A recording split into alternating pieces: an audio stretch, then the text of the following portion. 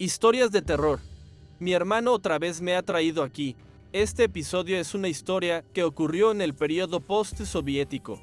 Fue publicada el 8 de mayo de 2020 en la comunidad de terror más grande del área de habla rusa, Molakubetia. Historias en ruso, quizás ustedes hayan visto pocas. Yo también solo las traduzco ocasionalmente. Primero, porque traducir del ruso es un poco más trabajoso comparado con el japonés, tailandés o inglés, ya que la lógica del idioma es distinta. Segundo, porque su definición de terror y fantasmas es muy diferente a la nuestra. Además, sus historias usan muchísimos adjetivos y metáforas. Quien no sepa podría pensar que está leyendo una obra literaria. Incluso en foros caóticos como The Batch, algunos posts largos tienen un fuerte sabor literario. Pero eso también está bien. Se siente más agradable de leer. En cuanto a la forma de terror de esta historia, pertenece a una mezcla de Lovecraft y lo soviético, enorme, oscura, retorcida, mezclada con juventud, decadencia y descontrol. Es una especie de horror psicológico de infiltración. ¿Te gustará o no? Eso ya depende de cada quien. En fin, yo siempre elijo historias bien valoradas y comentadas en el sitio. Escuchémosla primero y ya luego veremos qué sentimos. En el texto, el autor cuenta que nació en 1977 y ya tiene 48 años.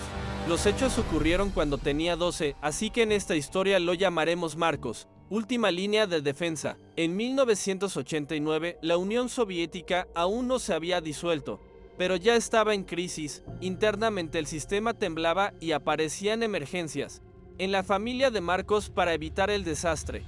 Cuando su padre quedó desempleado, empezó a beber. Las peleas en casa pasaron de ser una vez por semana a repetirse cada día. Finalmente, la madre empacó unas cuantas maletas.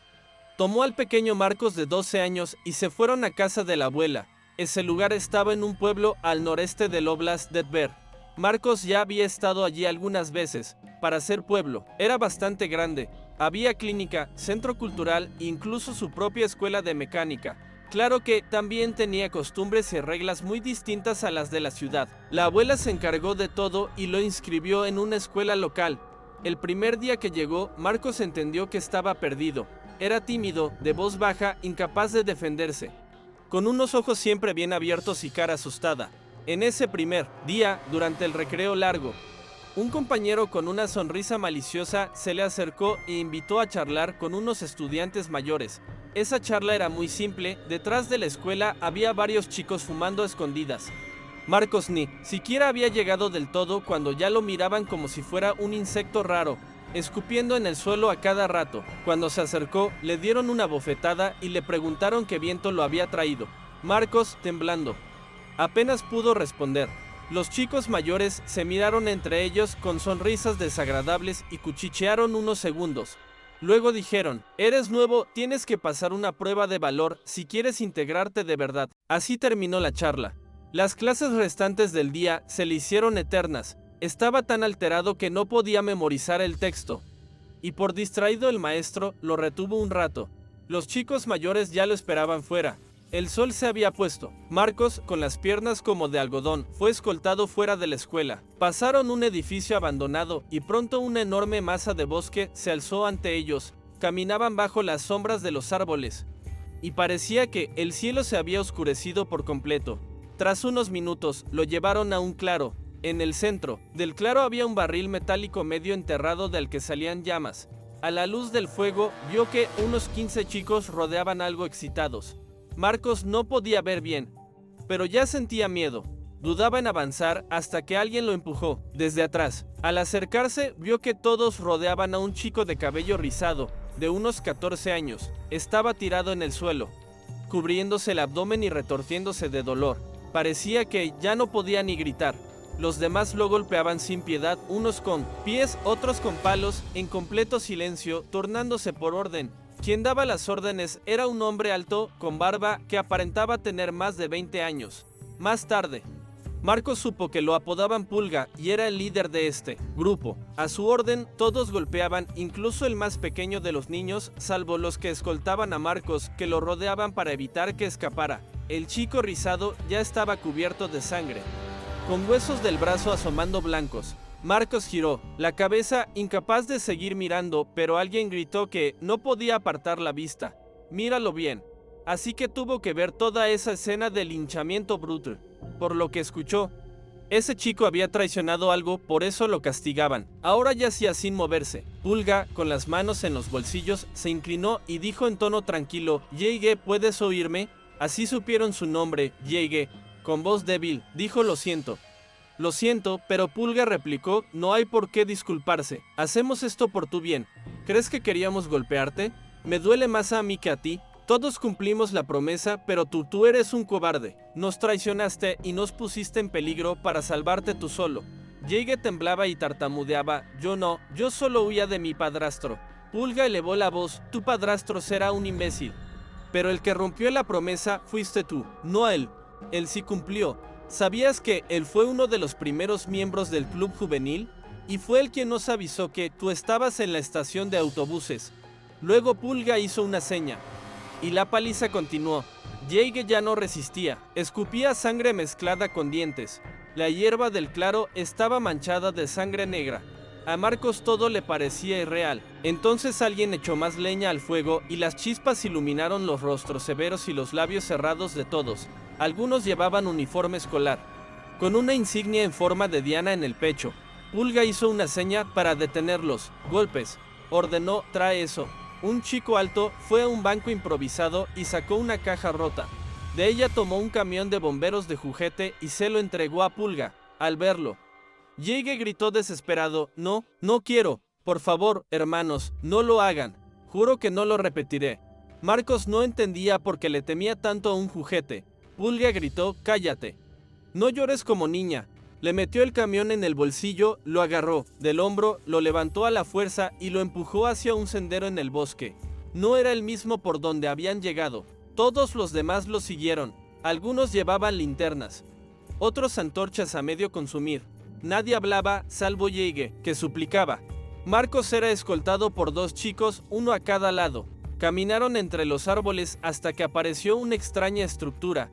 Al principio, Marcos pensó que era una gran chimenea derrumbada, pero al acercarse se dio cuenta de que estaba formada por secciones de concreto armado, como un túnel, profundo y recto, tan largo que no se veía el final. El grupo avanzó por el sendero que corría junto al túnel.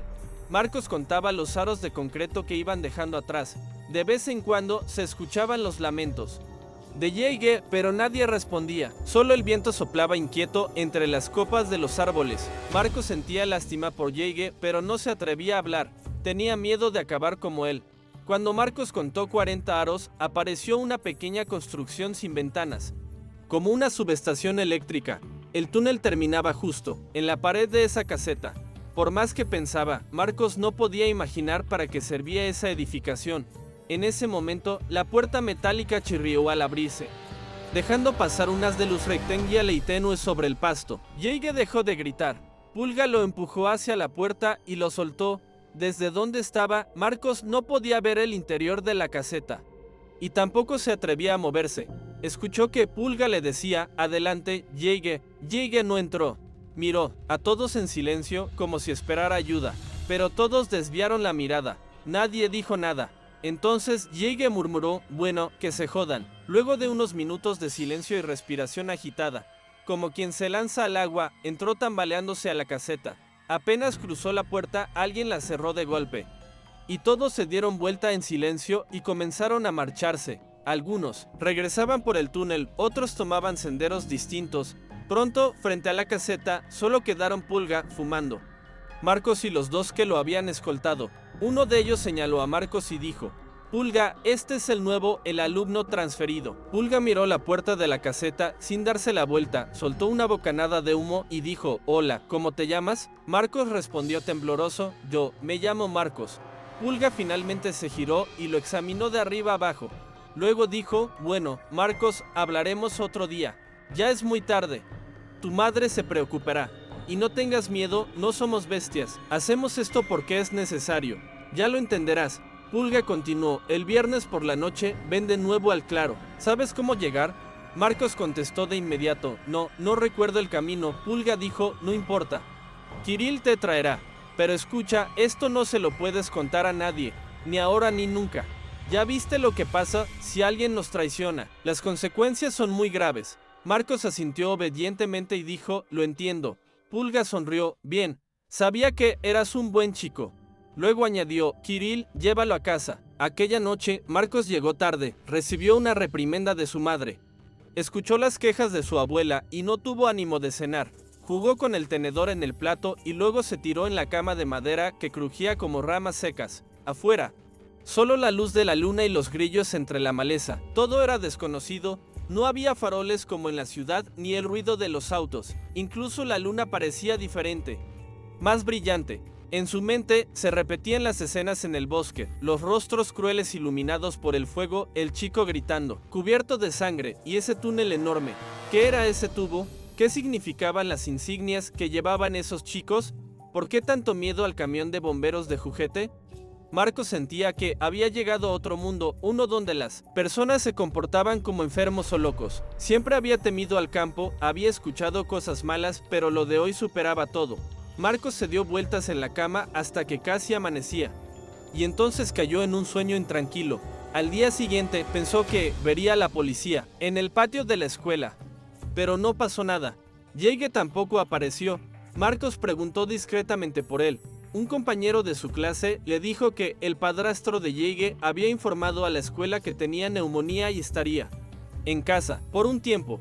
Marcos no entendía por qué la policía no había intervenido, ni por qué el padrastro parecía encubrirlo todo. Pasó los días siguientes con temor. Nadie lo molestó, pero sentía que alguien lo vigilaba. Kirill siempre rondaba cerca, claramente para vigilarlo y asegurarse de que no contara nada. Obviamente Marcos no lo hizo. Era un recién llegado. ¿Quién le creería? Pero no se quedó quieto. El viernes tendría que volver al claro del bosque. Y si no podía evitarlo, al menos debía entender qué estaba pasando. Así que localizó al maestro tutor de Jake y, aprovechando un momento a solas en la oficina, le preguntó por su dirección. El viernes fingió estar enfermo y pidió permiso para faltar a las 2 últimas clases. Arrojó su mochila por la ventana del baño y escapó de la escuela. Corrió hacia el otro extremo del pueblo. Las casas se hicieron menos frecuentes, aparecieron campos y entre la maleza los restos de un establo abandonado. Finalmente llegó a una casa vieja. Gritó, Jake, ¿estás en casa? Un hombre de mediana edad con camisa de lino salió de la casa. Estaba detrás de la verja y miró a Marcos con desconfianza. Marcos ya tenía preparado su discurso. Buenas tardes, señor. Vengo a dejarle la tarea a Jake. El profesor Ravne me envió. Para hacerlo creíble, sacó unos cuadernos de su mochila. El hombre lo observó un largo minuto, luego asintió y dijo, Jake está en casa. Entra. Chicos abrió la verja y señaló hacia un costado. Está detrás, a la izquierda. Puedes encontrarlo tú solo. Marcos entró y encontró a Jake sentado en una banca, bajo la sombra de un árbol. Tenía el brazo enyesado, la cara vendada y la mirada vacía, como un muerto. Su rostro estaba deformado, con la nariz sobresaliendo bajo el vendaje, y manchas oscuras que eran sangre. Marcos lo saludó en voz baja, hola. Jake giró la cabeza y murmuró, hola. Sus ojos hinchados eran todo rojo, sin parte blanca. Marcos se estremeció, se tranquilizó y dijo, no nos conocemos, pero el lunes estuve en el claro del bosque. Quise ayudarte, pero no pude. Lo siento. Jake respondió con calma, fue culpa mía, es el destino. Marcos fue al grano, Pulga me dijo que esta noche vaya al claro. Quiero saber qué hacen ustedes. Jake no, respondió de inmediato. Lo miró fijo y dijo, esta noche hay ritual, tú también debes unirte. Marcos preguntó, ¿unirme a qué? En ese momento se oyó un ruido detrás del cobertizo. Kirill salió lentamente.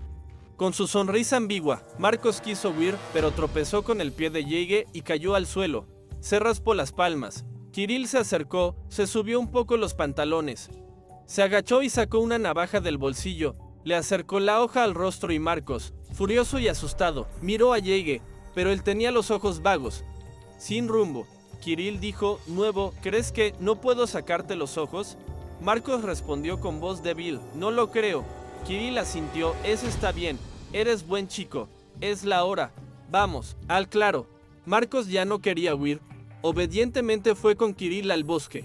En ese momento, el claro del bosque ya estaba nuevamente iluminado por una fogata. Las llamas alumbraban los árboles alrededor como columnas. Y detrás de esas columnas todo era oscuridad total. La luz anaranjada del fuego rebotaba en las copas, entrelazadas, transformando el claro en una especie de cueva. Los adolescentes reunidos allí parecían una tribu de salvajes. Pulga, al ver llegar a Marcos, le indicó que se sentara sobre un tronco muy cerca del barril encendido. El calor era tan fuerte que podía sentirlo en las rodillas. El cielo se oscurecía, el mundo parecía achicarse, retrayéndose hacia el centro. Todo lo que estaba fuera del alcance del fuego quedaba absorbido por la negrura. Pulga se sentó junto a Marcos, concentrado en tallar un trozo de madera con una pequeña navaja. Marcos se dio cuenta de que todos allí llevaban cuchillos. No se atrevía a mirar a su alrededor, temiendo que, si intentaba escapar, lo atacaran. Kirill se acercó desde las sombras.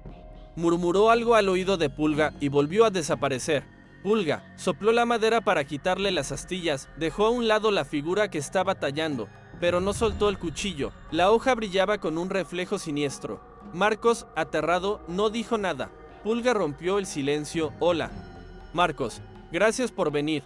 Marcos forzó su garganta reseca para responder. Quiero saber por qué hicieron eso con Yeige. Él no está bien. En cuanto lo dijo, se sorprendió de su propia valentía y luego contuvo el aliento. Pero Pulga no se enojó, parecía esperarlo.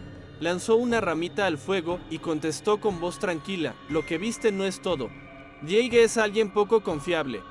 Casi arruina algo muy importante. Pulga continuó. Seguro tienes muchas preguntas, pero no tenemos mucho tiempo. Haré un trato, contesto 5 preguntas honestamente y luego me acompañas a un lugar. Si cumples la tarea, serás uno de los nuestros.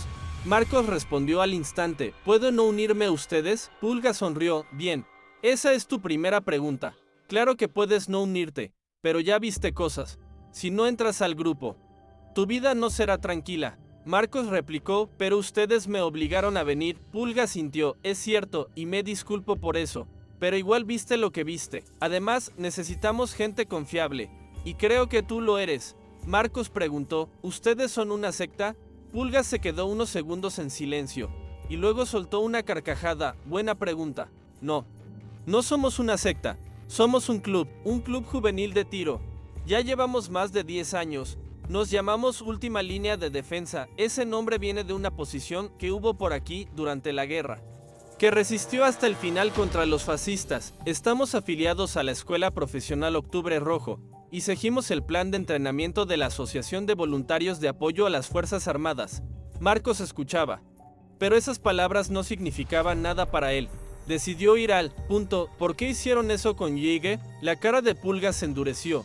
Su mirada se clavó en Marcos. Arrojó otro tronco al fuego que chispeó con fuerza. El lugar quedó en silencio.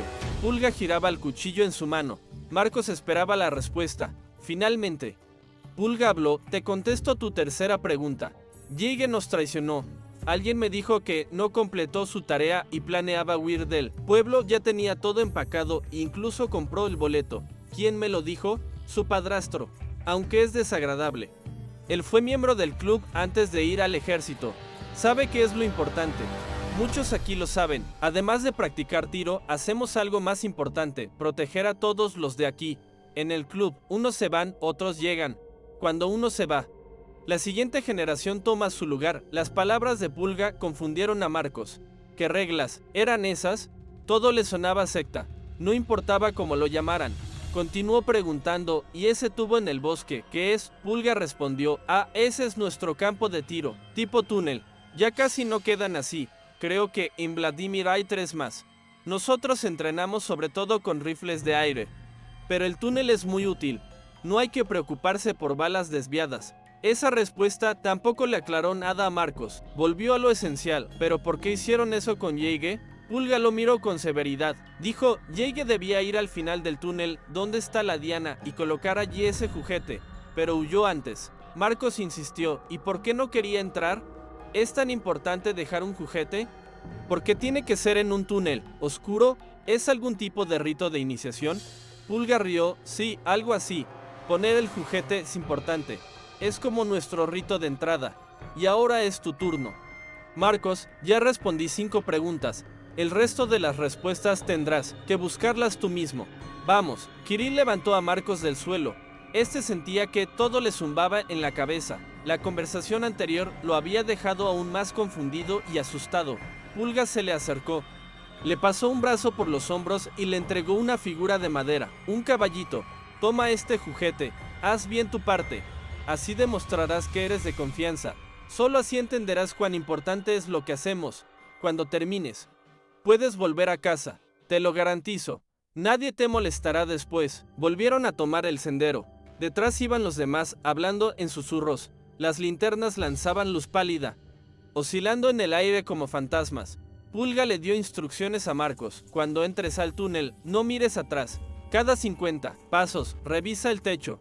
Si escuchas que alguien te llama, no respondas. Si después de 500 pasos no ves la luz, mira el techo.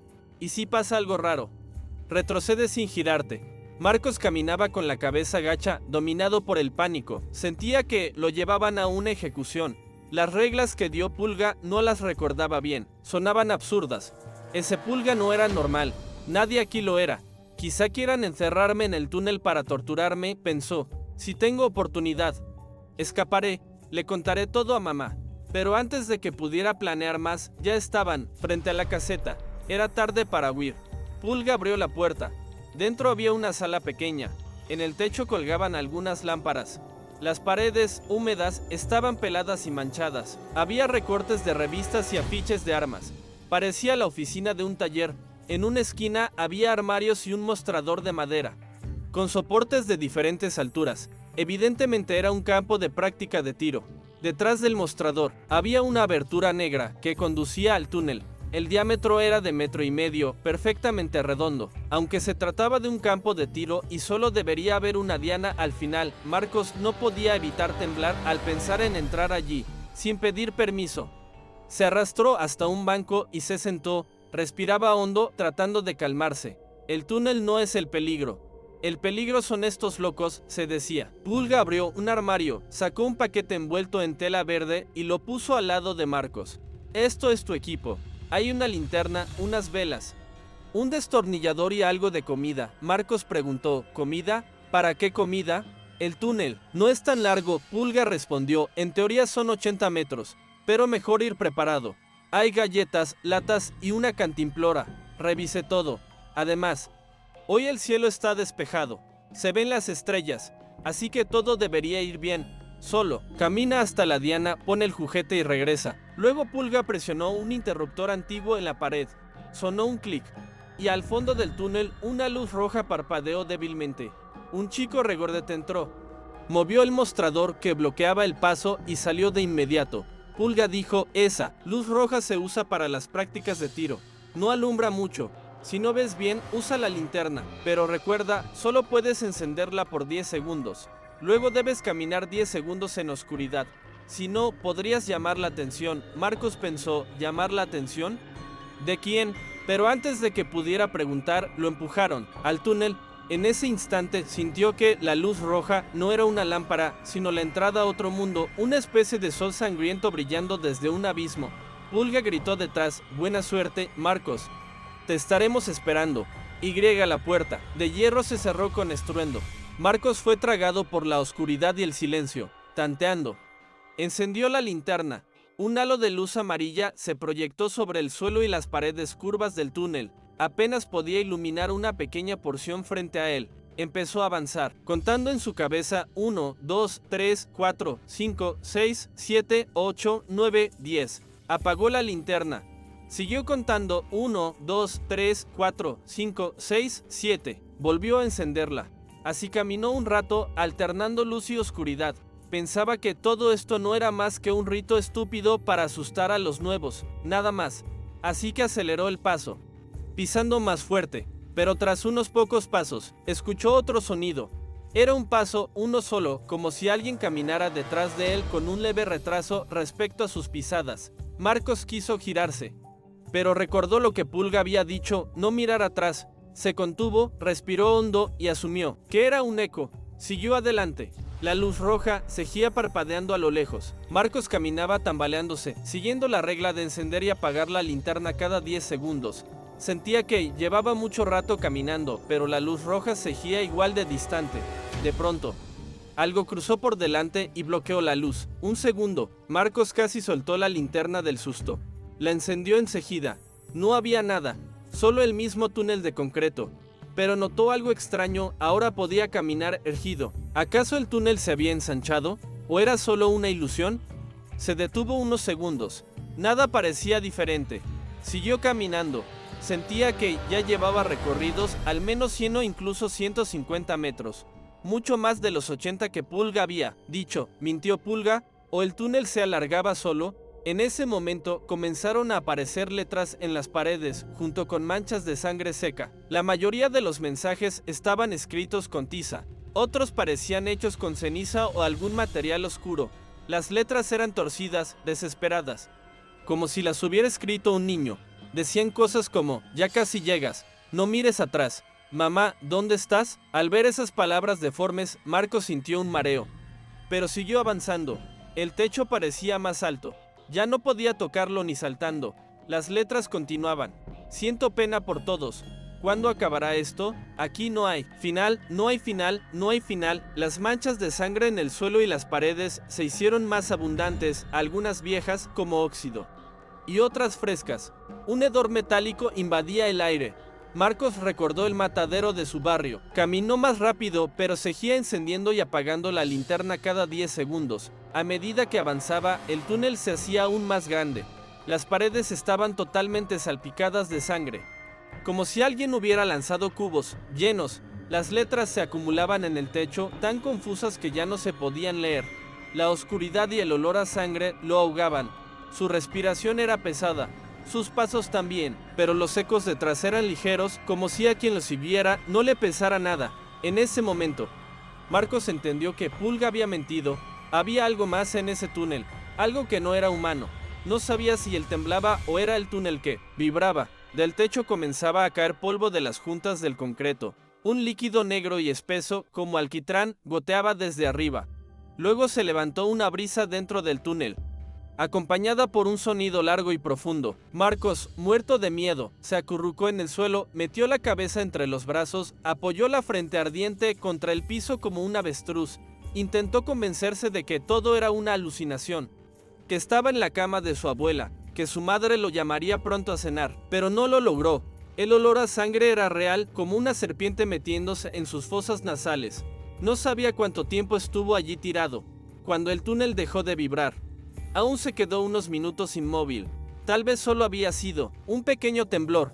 Finalmente, levantó la cabeza. Todo seguía igual de oscuro. El susto le había consumido muchas energías. Sintió hambre. Rebuscó en la mochila y sacó unas galletas. Comió. La comida le dio algo de seguridad y valor. Se puso de pie y siguió caminando. Ya no tenía opción. Avanzó otro rato. El túnel ahora era tan ancho que por allí podía pasar un camión.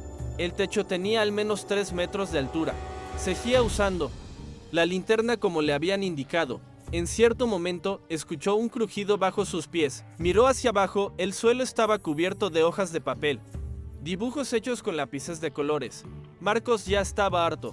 Estaba exhausto de caminar y de sentir miedo. Decidió ignorar esos dibujos y tarareó una canción infantil, una que su madre solía poner en la radio cuando vivían en la ciudad.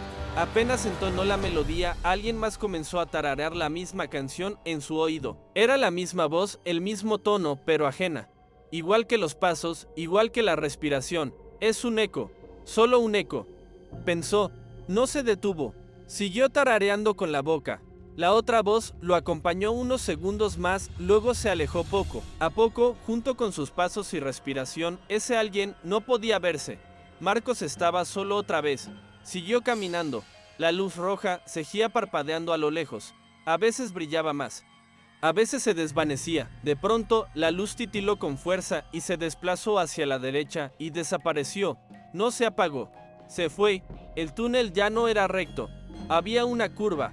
Desde ese momento, los recuerdos de Marcos se volvieron confusos. Cree recordar que caminó varias horas más, que recorrió varios kilómetros. Cree que encontró una manzana agria en la mochila, que la comió y lanzó el corazón entre las juntas del concreto. El túnel estaba construido con segmentos circulares de hormigón. Entre anillo y anillo había grietas, y esas grietas parecían abismos infinitos, como si el túnel flotara en el vacío. Pero en esa oscuridad no había solo vacío, había estrellas brillando, abajo y arriba. Por todas partes, Marcos sentía que algo lo observaba. Desde el primer momento, como una masa gigante que lo aplastaba solo con su presencia. Marcos no se atrevía a mirar atrás, solo podía seguir caminando. Entonces, en una de las paredes vio 4 palabras, enormes, el fin del mundo.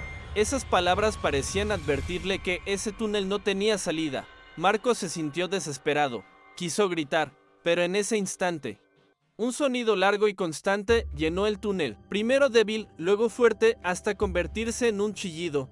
No venía de ningún sitio, pero lo atravesaba todo. La luz roja del techo palpitaba al ritmo de ese ruido. Marcos se tapó los oídos. Cerró los ojos, intentó bloquear ese tono, monótono, no sabía cuánto tiempo pasó. Sintió como si se hubiera dormido. Un leve llanto lo despertó. Abrió los ojos y levantó la cabeza. A 2 metros de distancia, un niño con una cabeza desproporcionadamente grande estaba sentado de espaldas a él. Estaba frente a la pared del túnel, sobre una manta sucia y llena de manchas secas. El túnel parecía haber vuelto a su forma original, bajo, angosto, con techo tan bajo que era imposible ponerse de pie. Del techo colgaba una lámpara cubierta de polvo. Sobre la pared, justo debajo, había una diana pintada hacía mucho tiempo. La pintura ya se había descascarado. En el suelo había juguetes, lápices, papeles, trapos. Marcos entendió que había llegado al final del túnel. Ese estúpido rito estaba por terminar. Ya no sentía peligro. Sacó su cantimplora, bebió un sorbo y se acercó al niño de cabeza gigante. «Oye, ¿cómo te llamas?» El niño tembló, no se giró. Pasaron unos segundos y dijo, ¿te enviaron esos chicos malos? ¿Tú también me vas a pegar? Y empezó a llorar. Marcos lo consoló, no llores, amigo. No soy como ellos. ¿Hace cuánto estás aquí? El niño respondió, no sé, mucho tiempo. Vivo aquí. Ellos no me dejan salir. ¿Y tú quieres salir? No sé, me da igual. Pero Medusa no quiere salir.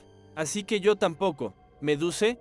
¿Quién es Medusa? Mi amiga. Ella me protege de los chicos malos, pero no le gusta recibir visitas. Antes de que vuelva, debes irte. Marcos no quería quedarse más. Rebuscó en su bolsillo. Sacó el caballito de madera y dijo, es un regalo para ti. ¿Siempre te traen juguetes? El niño contestó, sí, gracias. Este caballo es muy bonito. Me llamo Krill.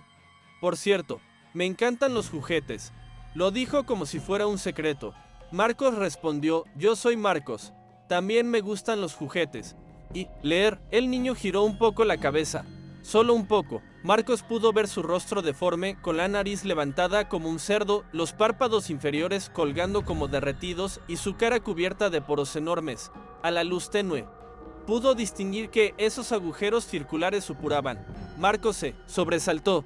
El niño, con voz contenida y tono amenazante, dijo, está bien. Marcos, recordaré tu nombre. Tú no eres malo, pero ahora deberías irte. Medusa viene. Podría comerte. Marcos no dudó. Dijo, de acuerdo. Y se fue corriendo. Esta vez tardó solo unos minutos en salir del túnel. Afuera, Pulga y los demás lo esperaban. Después de lo que había vivido, Marcos estaba lleno de valor. Salió del túnel y, con voz desafiante, preguntó, Pulga, ¿qué han hecho?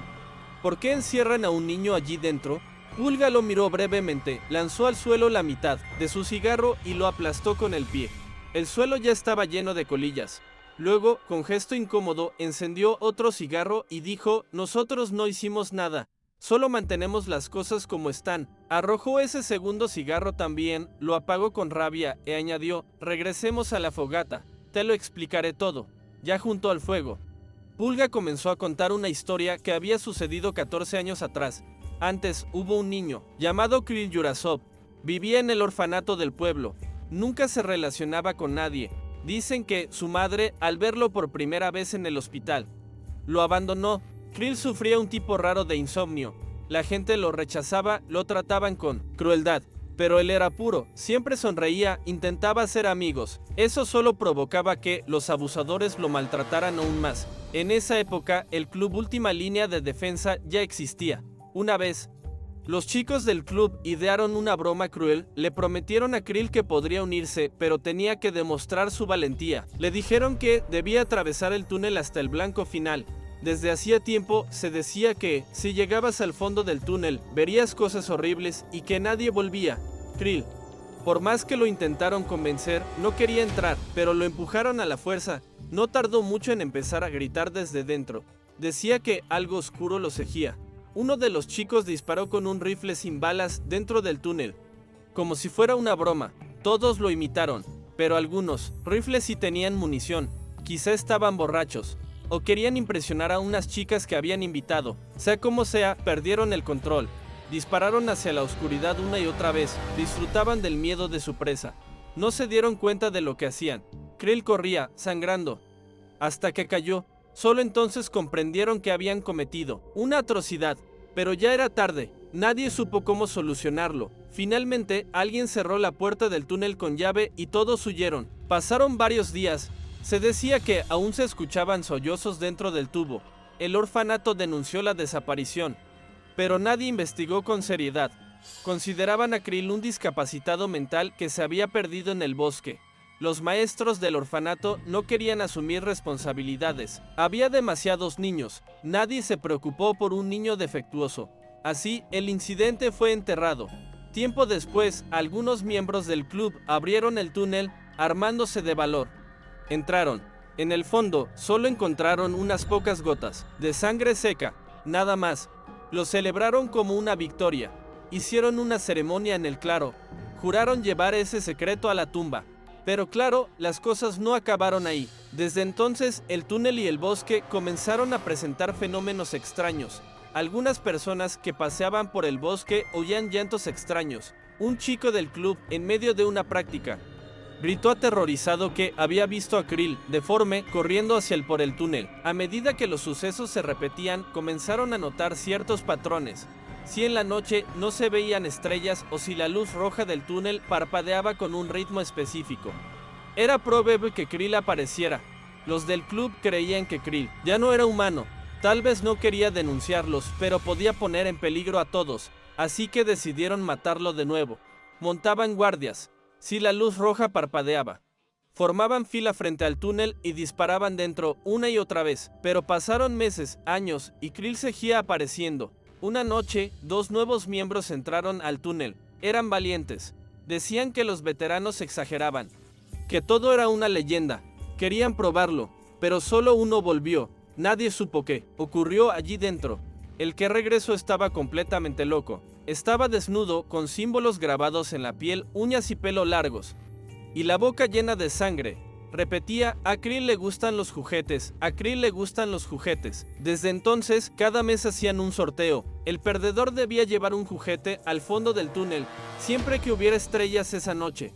Normalmente no pasaba nada grave, pero a veces se encontraba con cosas horribles e incomprensibles, como Meduse. Algo que flota en la nada, enorme, transparente o quizá oscura, tan oscura que se funde con el entorno. Si uno enfurece a Meduse o rompe alguna regla, pueden ocurrir tragedias. Hace 3 años, un miembro del club llamado Luis Gitán entró al túnel y no regresó en horas. Cuando fueron a buscarlo, su cuerpo estaba casi reducido a huesos. A sus pies, un juguete destrozado. Después de escuchar todo, Marcos se convirtió en miembro del club. Guardó el secreto fielmente durante años. Ahora tiene más de 40. Se casó con una compañera de universidad, luego se divorció. Por suerte no tuvo hijos. Cambió varias veces de empleo y finalmente se estableció en Dubna, donde trabaja como jefe de laboratorio en una empresa tecnológica pequeña. Pulga, Luis Gitán. Jige y la mayoría de los que estaban en el claro aquella noche murieron años después por diversos accidentes provocados por el alcohol. Solo unos pocos que se fueron temprano del pueblo siguen vivos. Marcos no sabe si todo esto está relacionado con Krill o con Meduse. El túnel y el campo de tiro fueron demolidos hace años, pero lo que ocurrió allí aún lo persigue en sueños. A pesar de que el túnel fue demolido hace tiempo y que el campo de tiro ya no existe, las imágenes de aquel lugar aún aparecen en los sueños de Marcos como si todo hubiese pasado ayer.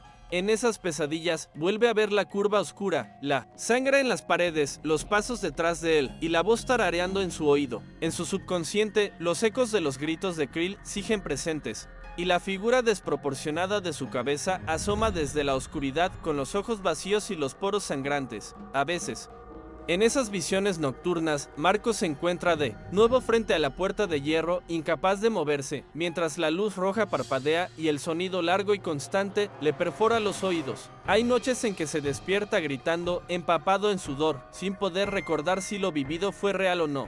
Pero al ver la figura tallada del caballito de madera que aún conserva en una caja vieja, sabe que todo fue real.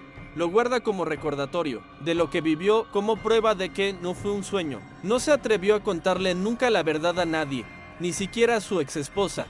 A veces quiso, pero el miedo a las consecuencias fue más fuerte. Durante años evitó todo lo relacionado con el pueblo. No volvió a visitar a su abuela.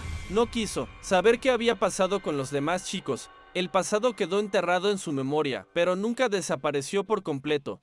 De hecho, hubo momentos en que pensó en regresar, sobre todo cuando escuchaba noticias sobre accidentes extraños en las afueras del antiguo bosque. Algunos hablaban de desapariciones, otros mencionaban ruidos inexplicables que salían del terreno baldío donde antes estaba el túnel. Hubo un caso en que un grupo de excursionistas afirmó haber encontrado un tubo de concreto semienterrado, y que al mirar dentro, escucharon un llanto apagado. Marcos supo entonces que, aunque el lugar físico había sido destruido, aquello que habitaba, el túnel aún seguía allí, o tal vez nunca había estado limitado al túnel. Tal vez estaba en otra dimensión, una grieta entre mundos, y lo que ocurrió en aquel sitio fue solo una manifestación más. Hoy en día, Marcos evita la oscuridad, siempre duerme con una lámpara encendida, nunca entra en túneles, sótanos o lugares cerrados sin salida, y aunque ya no forma parte de ningún club, en las noches de luna nueva, cuando el cielo está cubierto y no se ven estrellas, a veces siente que algo lo observa desde el otro lado del espejo del baño, algo con una cabeza enorme, algo que recuerda su nombre y que tal vez algún día venga por él. Y cuando eso ocurra, Marcos no tendrá a quien culpar, porque guardó silencio, porque no hizo nada, porque al final se convirtió en uno de ellos, porque después de todo, eso fue lo que aprendió en el club. Que el horror no siempre es un monstruo con garras, a veces es simplemente mirar hacia otro lado, dejar que todo pase pensando que no es asunto tuyo, y cuando finalmente entiendes lo que viste, ya es demasiado tarde, porque no hay salida, porque ese túnel nunca tuvo final, porque, incluso ahora, en lo más profundo de su memoria, Marcos sigue caminando por él, y la luz roja aún parpadea,